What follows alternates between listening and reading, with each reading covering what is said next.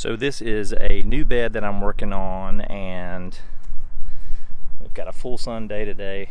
Wish it was a little more shady today. It would be a little better video, but I wanted to just see what I've done here. I've actually painted in the lines, which you can see I've changed it just a little bit. And I've already started to cut in the edge of my bed here.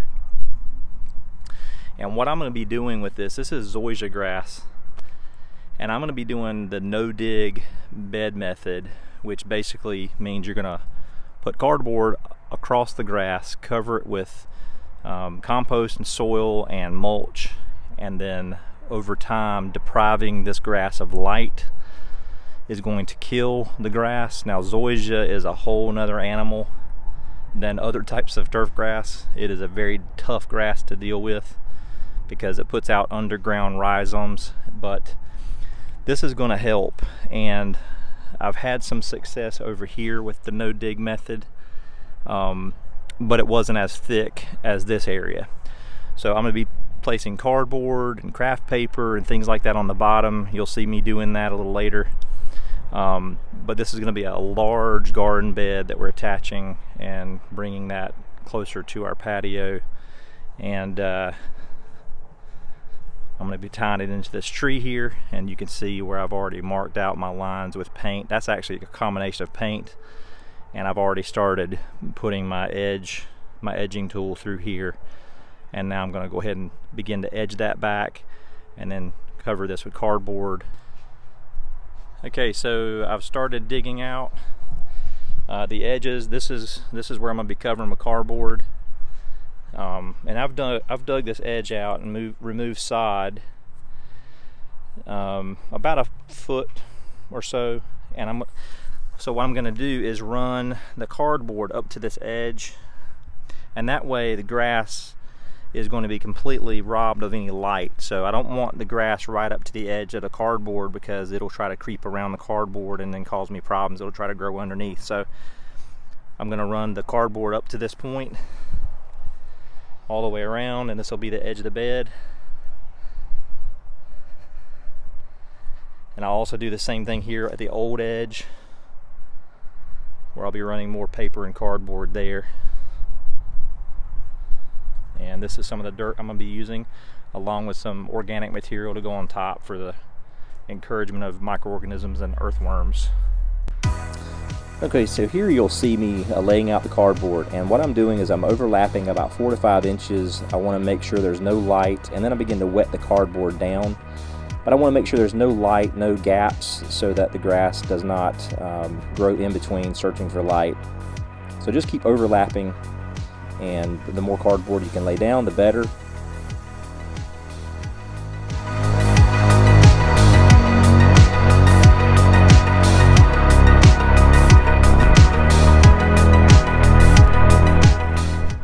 Now, the reason I wet down the cardboard is because it does help, and if the wind's blowing, it keeps it from blowing away until you get the soil laid on top to weigh it down.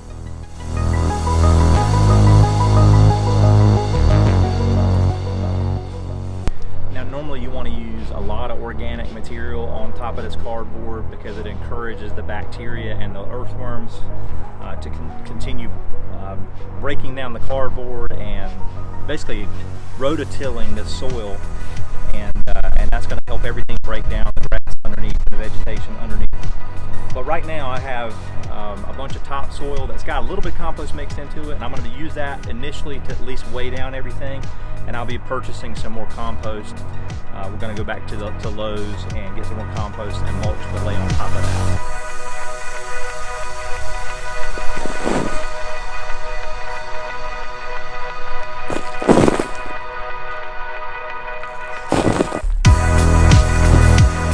Now, it is helpful to work in sections, so as I lay out cardboard, I'll put dirt on top and then work on another section.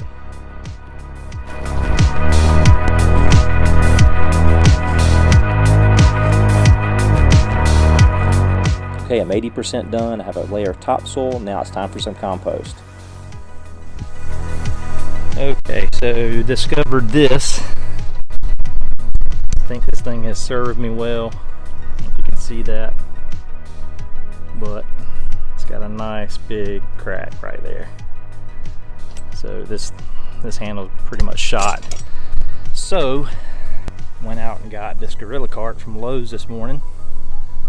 It actually holds more capacity, and it's got this nice little dual handle, so you can attach it to your mower, or you can slide this handle up and it just works with that pin. That pin locks the handle back into place. So very versatile, and it works great. It's got a dump handle also. This is what it looks like so far. You can see here where I've got paper and cardboard covering those edges really well. You can see how far overlap I placed the cardboard, and I may be running some landscape brick down this edge right here, so it just keeps any zoysia from trying to grow back into the bed. Got to get a little bit more cardboard here, but I think I'm going to take up this side instead, and I'll just run the cardboard over the edges here. A little bit more work, but then I can go ahead and start planting in this area and not have to worry about any decay needing to happen. You can see I'm starting to blend in the new compost into this bed, and this stuff is good. Just had it delivered.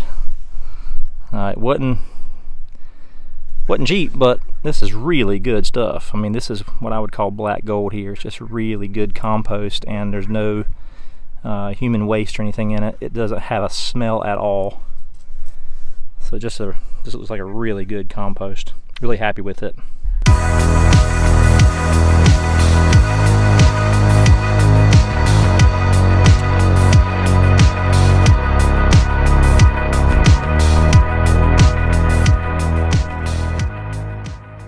Okay, so this is the last section of where I'm covering old grass. That's going to be the pathway. Let me step back just a little bit so you can see. You have to excuse the sod rolls. I dug some sod out of this area right here, but I've got a grass edge underneath there, so I have covered that thoroughly with paper and cardboard. Now I'm getting ready to go back over it with compost. I'll be filling this area as well with compost. So here we go. Okay, so this is the same bed. This is about 2 months after the fact. I do want you to be able to see how it turned out complete. I've already started putting a few things in the ground. This is a clethra, dwarf clethra here. I've got a few other things I've got to put in the ground. This is bobo hydrangeas. I'm not sure exactly how I'm going to lay this out yet, but as you can see, this is a really nice large bed. We'll probably eventually do something here besides a grass path so that this connects together, and I may do gravel here. We mainly allowed for this because my dogs really like to run through here, and so we wanted to have a space that they could run through without just running right through a landscape bed, which they'll probably do that a little bit too, but I'm really pleased with how it turned out. This is after Christmas. Got a healed in Fothergilla here. That's temporary, just healed it in until I find a new space for it. And I've also put in some pruned out limbs and perennials that are dead. I've just laid it in the bed. Nothing pretty right now, but this is going to provide some shelter for some beneficial insects, as well as shade out that area. Hopefully as that grass begins to die underneath.